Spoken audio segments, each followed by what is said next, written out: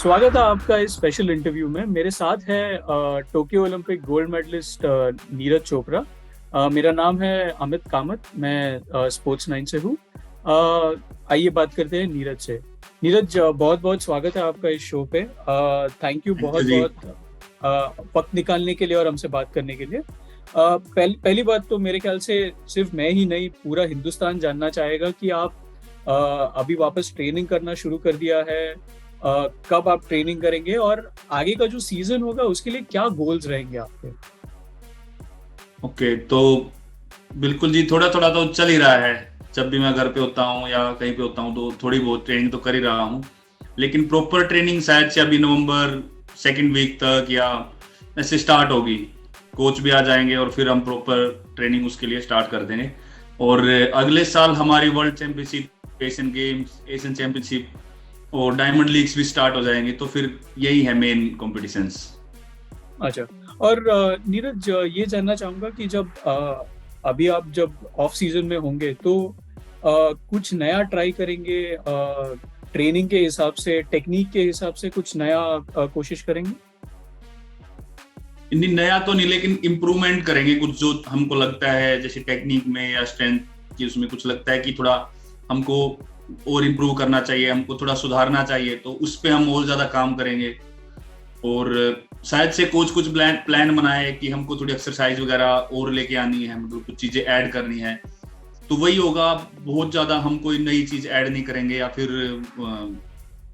अपना स्टाइल वगैरह चेंज नहीं करेंगे, क्योंकि फिर जो टेक्निक है या जो भी अपना खुद का एक स्टाइल होता है उसी से मुझे लगता है उसी को इम्प्रूव करना चाहिए। अच्छा। नीरज, ये जानना चाहूंगा कि पिछला जो सीजन था, बर्मिंघम कॉमनवेल्थ गेम्स मिस किया क्योंकि इंजरी थी, लेकिन उसके बाद वापस आए, मेडल्स जीते, स्पेशली डायमंड लीग फाइनल में, और ऑब्वियसली वर्ल्ड चैंपियनशिप का मेडल भी था। तो किस तरह से देखते हैं अभी आप, जब अगर आप पीछे देखें तो किस तरह से देखते हैं आपका सीजन जो था वो? सीजन जी मुझे लगता है कि बहुत ही अच्छा रहा है। हाँ बिल्कुल, कॉमनवेल्थ गेम्स है जो इस साल का मेन टारगेट में से एक था, तो वो नहीं खेल पाए इंजरी की वजह से। लेकिन लेकिन जो भी इस साल के रिजल्ट्स रहे वो बहुत ही अच्छे थे, और मैं भी, कोच भी काफी सेटिस्फाई है इस साल के रिजल्ट से। क्योंकि वर्ल्ड चैंपियनशिप में मेडल था, डायमंड लीग ट्रॉफी, और ऑल ओवर हम थ्रो देखें तो 88 89 सभी कंपटीशन में इतनी थ्रो रही है। 86 एक में लगी थी कोरतने में, वहां पे थोड़ा वेदर और थोड़ा बारिश वगैरह कंडीशन थोड़ी ऐसी थी, लेकिन बाकी सभी में 88 या 89 मीटर तक की थ्रो रही है। तो काफी अच्छी कंसिस्टेंसी थी। तो ऑल ओवर रिजल्ट बहुत अच्छा रहा है इस बार का। नीरज, पिछले साल में जितना भी मैंने मेरे ख्याल से प्रेस कॉन्फ्रेंसेस आपके अटेंड किए या जितना भी आपका इंटरेक्शन देखा, आपको दो सवाल बार बार पूछे जाते हैं। एक तो होता है प्रेशर के बारे में, कि आपको प्रेशर लगता है क्या, वर्ल्ड चैंपियनशिप में compete करते हो तो प्रेशर लगता है क्या, ओलंपिक्स में किया तभी प्रेशर लग रहा था क्या, और दूसरा चीज है 90 मीटर्स के बारे में। तो तो आज फिर आप, पूछने वाले अगर आप। नहीं, मैं नहीं पूछ, मैं स्पेसिफिकली ये नहीं पूछना चाहूंगा। मैं ये पूछना चाहूंगा कि ओके। अभी आपको लगता है कि ये 90 मीटर आपके लिए बहुत ज्यादा ऐसा मायने रखता है? मायने तो रखता है जी, बिल्कुल। देखो, एक थ्रो तो है, एक बैरियर तो है, लेकिन ऐसा नहीं है कि अगर 90 मीटर नहीं लग रहा है तो बिल्कुल ही कुछ नहीं हो रहा है। 90 मीटर लगा भी नहीं है, लेकिन फिर भी वो जहां जो मेडल्स हैं या जैसे डायमंड लीग में ट्रॉफी है, तो वो चीज तो आ ही रहे हैं। मुझे लगता है कि जो जिस दिन जैसा वेदर या जो कंडीशन होती हैं उस तरीके से या अपनी परफॉर्मेंस को कंसिस्टेंट रखना, वो और भी ज्यादा मुश्किल है। और वो कहीं ना कहीं हो रही है तो उसकी ज्यादा खुशी है। तो 90 मीटर तो यह है कि हाँ, जब भी लगना होगा लग ही जाएगा। पर स्टार्टिंग में थोड़ा थोड़ा बहुत लगा था मुझे, लेकिन अभी मैं बस यही सोचता हूँ कि टाइम के ऊपर छोड़ देते हैं, बस अपना मेहनत करते हैं। जब भी लगना होगा लग ही जाएगा वो। और देखते हैं, क्या पता अच्छी अच्छी जगह पे लगे तो और भी मजा आएगा। अच्छा। नीरज, आपने जब से गोल्ड जीता है, मेरे ख्याल से एक साल से कुछ ज्यादा, थोड़े से महीने हो गए, एक साल से थोड़े महीने, क्या लगता है आप किस किस तरह बदले हैं? आपने अपने आप में क्या बदलाव देखा है? अपने आप में तो यही है जी कि एक तो जैसे ओलंपिक्स जैसी जगह से एक जो मेरा खेलने का या फिर जो कहीं ना कहीं जो मैं थोड़ा बहुत जो भी प्रेशर या जो चीज लगती थी मुझे वहां से खेल के उसके बाद जो मैं अभी कॉम्पिटिशन्स खेला हूँ, तो वो कहीं ना कहीं काफी कुछ चेंज आया है, क्योंकि ओलंपिक्स से बड़ा तो मतलब कोई था ही नहीं अभी तक मेरे कैरियर में। ओलंपिक्स फर्स्ट मेरा ओलंपिक्स था, और फिर वहां से ऐसे प्रेशर से, और फिर वहां पे गोल्ड जीत के वहां से उस प्रेशर को हैंडल करके इतने अच्छे तरीके से फिर जो भी मैं इस साल खेला हूँ वो काफी अच्छे से मैनेज हुआ। तो मुझे लगता है कि वही चीज जो सबसे मेन चीज है जो मैं वहां से सीखा हूँ। और Indian track and field, Indian athletics जो है वो आपके हिसाब से किस तरह से बदलाव आया है उसमें आपके गोल्ड मेडल के?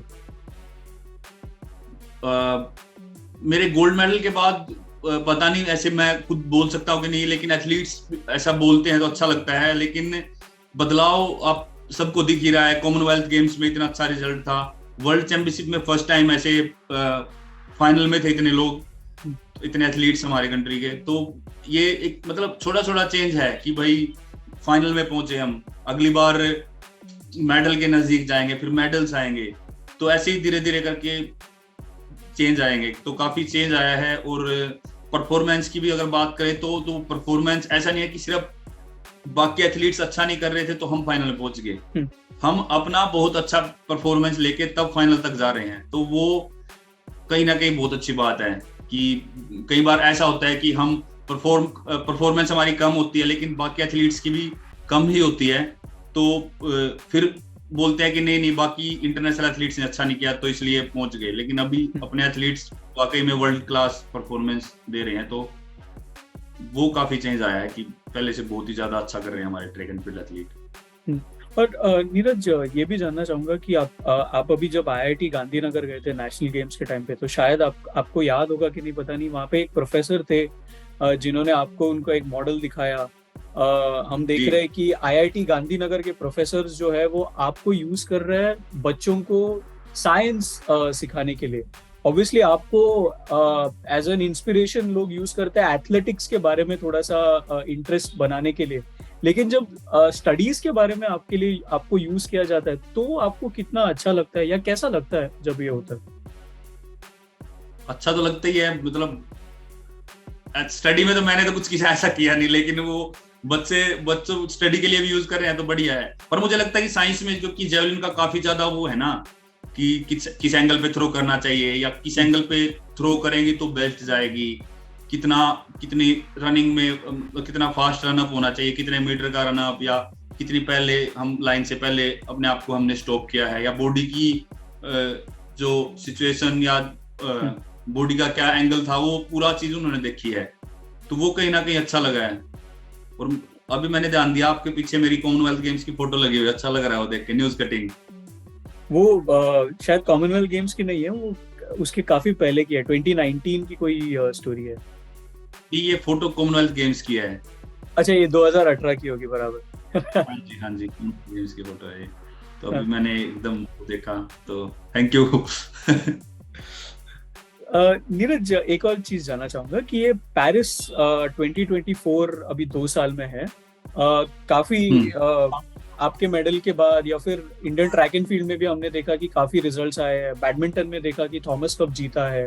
तो इंडिया का जो स्पोर्टिंग इकोसिस्टम है वो ऐसा लग रहा है कि पेरिस आने तक काफी और ज्यादा इम्प्रूव करेगा। ऑब्वियसली टोक्यो में बहुत ज्यादा मेडल आए, पहली बार 7 मेडल आए, पर ऐसा लग रहा है कि पेरिस में शायद और ज्यादा आ सके।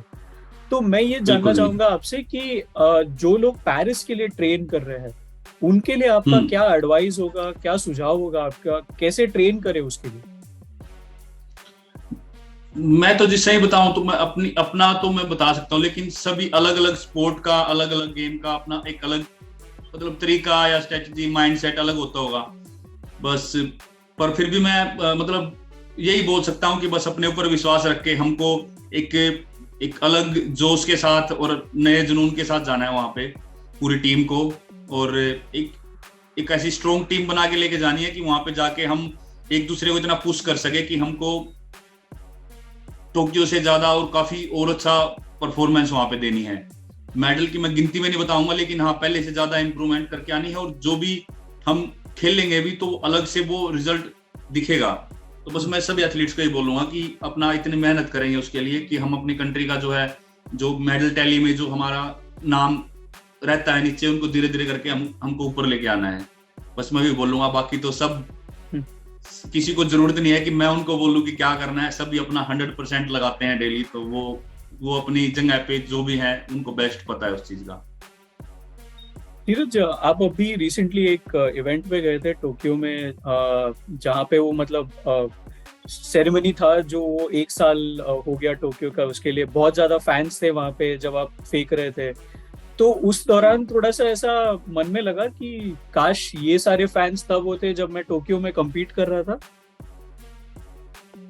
बस वो जैसी भी सिचुएशन थी, वैसे तो मैं सही बताऊं तो मुझे जब वहां पे पब्लिक है या स्पेक्टेटर्स होते हैं तब मुझे बहुत अच्छा लगता है, लेकिन वो टाइम ऐसा था कि भाई काफी रिस्ट्रिक्शन थे, तो कोई नहीं आ पा रहा था, तो फिर अपने अपने आप को ऐसे ही समझा लिया था कि कोई बात नहीं, जैसा भी है हमको बस अपनी परफॉर्मेंस पे पूरा फोकस करना है।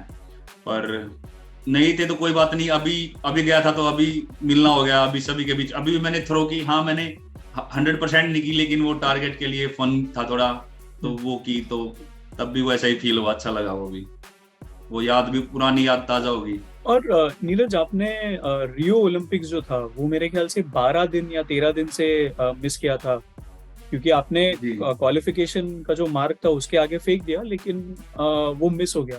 तो हाँ, वो वर्ल्ड जूनियर में फेंका था। हाँ, तो वो जो मिस करना था रियो, उससे आपने क्या सीखा? बस उससे कहीं ना कहीं मुझे लगता है कि मैंने सब्र करना सीखा, कि पेशेंस रखना है, चाहे कुछ भी है, क्योंकि इतना बड़ा मौका चला गया था, ओलंपिक्स में खेल सकता था कुछ दिन पहले, अगर वही थ्रो मैं कर देता और शायद से वही थ्रो मैं ओलंपिक्स में कर देता तो मेडल भी जीत लेता। लेकिन वही है, फिर वही सोचा कि कोई बात नहीं, हर चीज का टाइम होता है, शायद से अगली बार लिखा हो, या फिर क्योंकि पछतावा करने के लिए कुछ था नहीं, क्योंकि ऑलरेडी वो सिलेक्शन हो चुके थे और ओलंपिक स्टार्ट हो गया था, तो फिर जो भी था वर्ल्ड जूनियर में जो वर्ल्ड रिकॉर्ड हुआ उसी के साथ मैं खुश था कि यहाँ पे बहुत अच्छा रिजल्ट है। और अच्छी चीज ये थी कि जो वहां पे थ्रो थी वो कहीं ना कहीं जो है उस टाइम के हिसाब से वर्ल्ड क्लास थ्रो थी, और उसमें लगता था कि मैं अब जहाँ पे भी खेलूंगा और तो वहां पे मेडल आ सकता है, तो उस चीज की खुशी थी कि मैं वो ग्लोबल एथलेटिक्स की उसमें एंट्री कर ली थी मैंने उस जोन में, तो वो काफी अच्छी बात थी उस टाइम के लिए। ओके।